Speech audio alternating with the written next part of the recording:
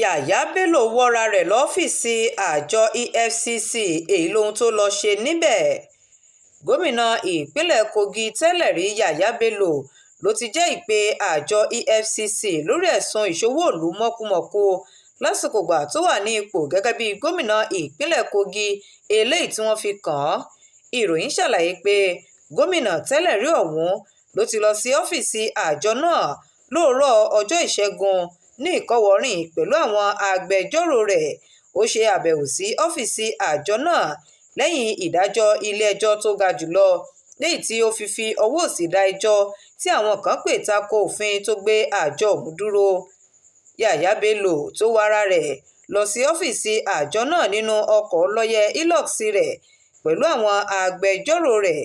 Ọ̀kan-ò-jọ̀kan awuyewuye ló ti jẹyọ lọ́sẹ̀ tó kọjá wípé gómìnà tẹ́lẹ̀ rí ọ̀hún yóò ṣe àbẹ̀wò sí ọ́fíìsì àjọ EFCC ṣùgbọ́n tí abẹ́sìnkáwọ́ rẹ̀ lẹ́ka ìròyìn kò fèsì sí ìbéèrè lórí ọ̀rọ̀ náà.